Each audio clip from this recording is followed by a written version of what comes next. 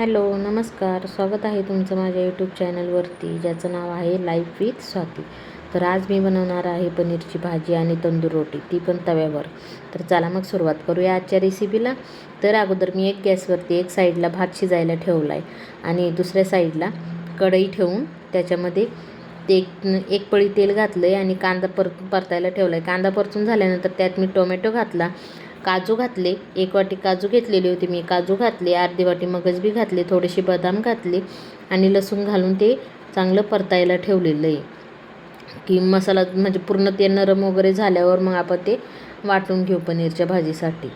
असाही मसाला एकदा करून बघा तुम्ही, खूप छान होतं. कच्चं टोमॅटो वगैरे परतल्यापेक्षा हे बेटर आहे की असं शिजून घेतलेलं चांगलं राहतं आणि कलरही भाजीला चांगलाच येतो. त्याच्यानंतर मी इथे 3 वाटी मैदा घेतला आहे तंदूर रोटीसाठी. मैदा घेतला, त्याच्यात 1 चमचा मीठ घातलं, 1 चमचा बेकिंग सोडा घातला, जो आपण खायचा सोडा म्हणतो तो. त्याच्यानंतर 1 पळी तेल घातले. ती माझी साखर स्किप झाली होती, ती मी नंतरनं मला आठवल्यानंतरनं मी ती घालून घेतली.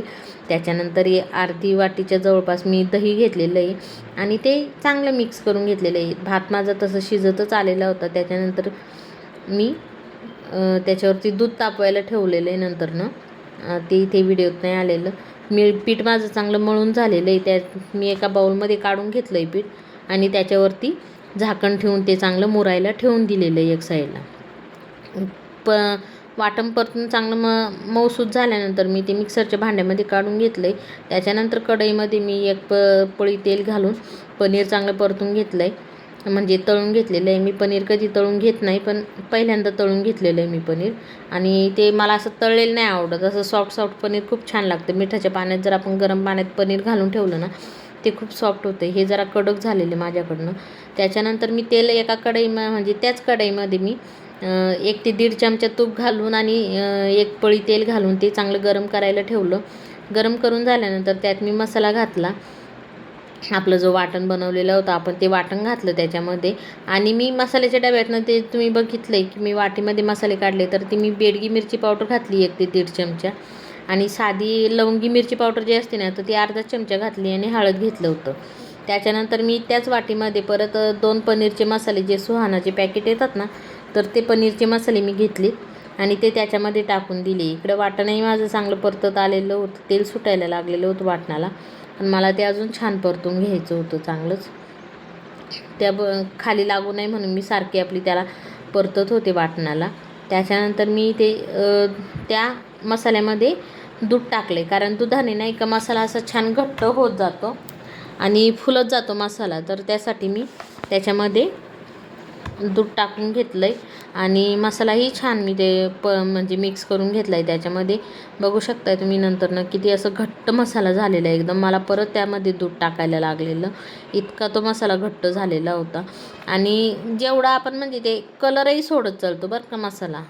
आपण भिजवला ना चांगला की कुठलाही मसाला असू दे, तुम्ही कुठली भाजी करायची असेल तुम्हाला, तर अगोदर मसाला भिजून घ्या, म्हणजे तो फुलला ना की तो भाजीला अजून छान टेक्स्चर देतो. गरम पाणी असला मसाला भिजवायला तर बेटरच आहे. पनीरची भाजी असल्यामुळे मी त्यात दूध घातलेलं बघू शकता. मी डबल दूध घातलं त्याच्यामध्ये, इतका तो घट्ट झालेला होता मसाला. आणि परत मिक्स करून घेतलं मी ते.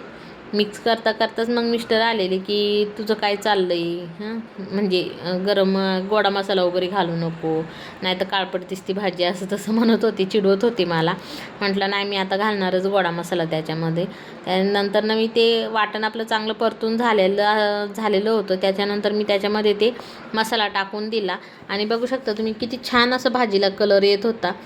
त्यानंतर मसाला चांगला परतून घेतल्यानंतर मी त्याच्यामध्ये पनीर घालून घेतलं आणि एक साईडला पाणी मी गरम करायला ठेवलेलं, जे मिक्सरच्या भांड्यामधलं जे पाणी होतं ना वाटणाचं, तर तेच मी पाणी घेतलं आणि त्या पाण्यामध्ये मी गरम करून घेतलं ते. आणि त्यात मी आता थोडंसं पाणी काढून घेतलं. हे डब्यात वाटण काढलेलं दिसतंय ते भरपूर झालेलं होतं, म्हणजे फुलून इतका होतो ना मसाला. काजू मगज बी असल्यामुळे खूप फुलतो मसाला. तर त्यासाठी मग मी थोडंसं वाटण काढून ठेवलं, म्हटलं लागलं तर आपलं टाकता येईल नंतरनं. पण ती भाजी खूप घट्ट झाली असती, मग आमच्या दोघांसाठी तर खूपच झाली असती आत्ती, म्हणून मी तो वाटण काढून ठेवलेलं. म्हटलं एक नेक्स्ट टाईम दुसरी भाजी करताना हे करता येईल.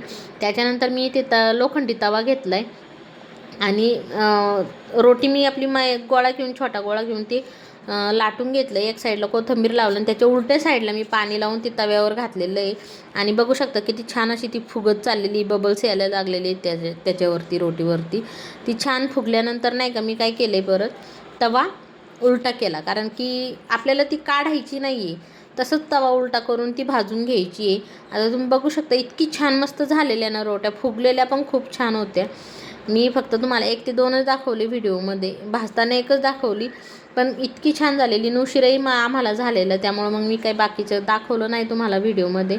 आणि तुम्ही बघू शकता एकदम परफेक्ट झालेल्या रोट्या, तर इतक्या छान भाजलेल्या ना त्या की अजिबात कुठलाही म्हणजे हे नाही. आणि त्याच्यानंतर मी ते तूप गरम करून घेतलं होतं बाटलीमध्ये, तर ते तूप मी त्याला लावून घेते आहे. तूप लावल्यानंतर ते म्हणजे इतक्या मऊसूत झालेल्या होत्या ना की एखाद्या म्हाताऱ्या माणसाने वगैरे जरी खाल्ले असते ना तरी त्यांना ते चावले म्हणजे खाता आले असते व्यवस्थित, इतक्या त्या मऊसूत झालेल्या होत्या. आणि दोन्ही साईडने परफेक्ट भाजलेले होते. बघू शकता तुम्ही किती छान मऊ झालेल्या आहेत रोट्या. आणि त्याच्यानंतर आता प्लेटिंगचा फोटो बघा, म्हणजे मला तर इतक्या आवडल्या ना की मी म्हणत होते फर्स्ट टाईम माझ्या इतक्या छान झाल्यात की खूप मस्त झालेल्या. भाजी खूप छान झालेली. आणि बघू शकता तुम्ही भाजी म्हणजे प्लेटिंग केल्यानंतर किती छान दिसत होतं. या मग जेवायला. आणि असेच नवनवीन व्हिडिओ बघण्यासाठी चॅनलला लाईक आणि सबस्क्राईब करा. धन्यवाद.